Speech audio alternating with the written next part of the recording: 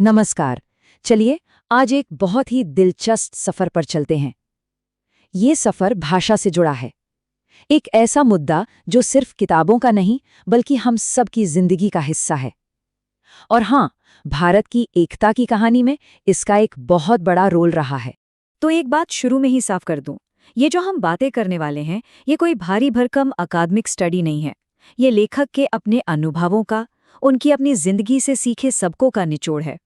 जैसा कि वो खुद कहते हैं, वो कोई भाषा के वैज्ञानिक नहीं है, बस जिंदगी के कुछ खट्टे मीठे, कुछ अजीब से अनुभव हमारे सामने रख रहे हैं। तो फिर सबसे बड़ा सवाल जो इस पूरी बातचीत के दिल में है, वो ये है कि भाषा आखिर करती क्या है?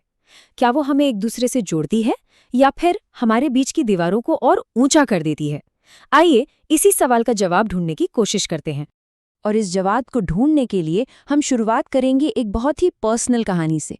ये कहानी एक नौजवान की है जिसके दिल में एक आदर्श ने, एक विचारधारा ने जन्म लिया था। तो हुआ यूं कि राष्ट्रीय एकता के जोश से भरे हुए उस नौजवान ने एक दिन अपने पिता के सामने ऐलान कर दिया, पिताजी, आज से घर में पंजाबी या अंग्रेजी नहीं बोली जाएगी, हम सब सिर्फ और सिर्फ हिंदी में बात करेंगे। क्योंकि उन्हें लगता था एक देश तो एक भाषा। लेकिन जैसा कि अक्सर होता है, जब ऊंचे ऊंचे आदर्श जमीनी हकीकत से टकराते हैं तो कहानी में एक दिलचस्प मोड़ आता है। और उस नौजवान को अपने पिता से जिंदगी का एक ऐसा पाठ सीखने को मिला जो किसी किताब में नहीं मिलता। पिता का रिएक्शन एकदम अनएक्सपेक्टेड था। उन्होंने बेटे की इस जोशीली बात को गंभीरता से लिया ही नहीं, बल्कि हंसकर कहा, ये क्या बात हुई, अपने बाप से मजाक करते हो? बस इस एक लाइन ने उस जोशीली विचारधारा और जिंदगी की सच्चाई के बीच का फासला दिखा दिया। और देखिए, यहाँ पर असली बात समझ में आती है। पिता के लिए भाषा कोई एक झंडा नहीं थी जिसे लेके घूमना है। उनके लिए भाषा एक टूल थी, एक जरूरत। बिजनेस की चिट्ठियां उर्दू में लिखते थे, घर पर परिवार से पंजाबी में बतियाते थे, देश की एकता की बात होती तो हिंदी का समर्थन करते, और हाँ, बच्चों का भविष्य बनाने के लिए उन्हें अंग्रेजी मीडियम में पढ़ा रहे थे। हर भाषा की अपनी एक जगह थी, अपना एक काम था। तो ये जो एक घर की छोटी सी कहानी है ना, ये असल में पूरे देश की एक बहुत बड़ी और उलझी हुई कहानी की परछाई है। और यहीं से हम उस मुद्दे में घुसते हैं जिसे अक्सर भाषा की समस्या कहा जाता है, यानी भाषा और पहचान का वो जटिल ताना बाना। राजनीति ने इस उलझे हुए मसले को अक्सर बहुत ज़्यादा सरल बनाने की कोशिश की है। खास तौर पर बंटवारे के बाद एक सीधी लकीर खींच दी गई कि भाई हिंदी हिंदुओं की भाषा है और उर्दू मुसलमानों की, बस बात खत्म।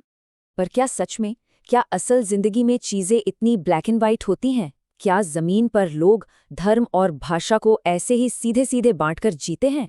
लेखक एक बड़ा मजेदार किस्सा सुनाते हैं। वो नागपुर में थे, जहां उन्हें एक सरदार जी मिले जो डाकिया थे।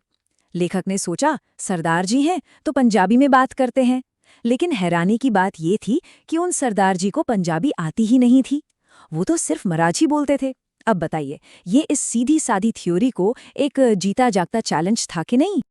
और इस पूरी उलझन का, इस कॉम्प्लेक्सिटी का शायद सबसे बड़ा उदाहरण है उर्दू का सवाल। एक ऐसी जबान जो हमारी साझी विरासत का इतना खूबसूरत हिस्सा है, लेकिन अक्सर विवादों में घिरी रहती है। एक बुनियादी बहस तो यही चलती है कि हिंदी और उर्दू, क्या ये दो अलग भाषाएं हैं भी? बहुत से लोग मानते हैं कि अरे भाई, ये तो बोलने में लगभग एक ही भाषा है, फर्क बस लिखने का है। एक देवनागरी लिपि में लिखी जाती है तो दूसरी फारसी अरबी लिपि में। अब ये तर्क तो मामले को और भी दिलचस्प बना देता है ना? उर्दू के आज की हालत को समझाने के लिए लेखक एक बहुत ही, आप कह सकते हैं, दमदार मिसाल देते हैं।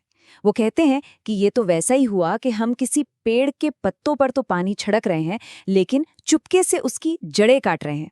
मतलब हम उर्दू की शायरी और गज़लों की तो वाह-वाह करते हैं, लेकिन उसे स्कूलों और कॉलेजों में पढ़ाने का सिस्टम ही धीरे-धीरे ख़त्म कर रहे हैं।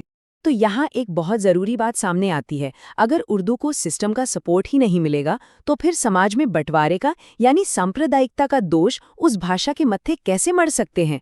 लेखक का तर्क साफ है, कोई भी भाषा अपने आप में सांप्रदायिक नहीं होती। तो फिर इन सब अनुभवों, इन सब तर्कों के बाद सवाल वही है, तो फिर क्या करें? आगे का रास्ता क्या है? साफ है कि इस उलझी हुई गुत्थी को सुलझाने के लिए एक नए नजरिए की, एक नए दृष्टिकोण की जरूरत है। दुनिया में और भी तो देश हैं, जरा स्विट्जरलैंड को देखिए। छोटा सा देश है, लेकिन वहाँ एक नहीं बल्कि तीन तीन ऑफिशियल भाषाएं हैं, जर्मन, फ्रेंच, इटालियन। और पूरा देश बड़े आराम से मिलकर काम करता है। ये एक बड़ा सबूत है कि देश की एकता के लिए जरूरी नहीं कि सबकी भाषा एक ही हो। तो लेखक का जो निष्कर्ष है वो बिल्कुल साफ और सीधा है। उनका कहना है कि ये भाषा वाला मुद्दा हमारी तरक्की के रास्ते में एक बहुत बड़ा रोड़ा बना रहेगा, जब तक हम इसे इमोशन से नहीं बल्कि एक तर्कसंगत, सद्भावना वाली और वैज्ञानिक सोच से सुलझाने की कोशिश नहीं करते। और आखिर में एक सवाल हम सबके सोचने के लिए कि हमारे देश की तरक्की का रास्ता कौन सी चीज तय करेगी? भाषा के नाम पर होने वाली सियासत या फिर तर्क और विवेक पर आधारित एक सुलझा हुआ नजरिया? सोचिएगा जरूर।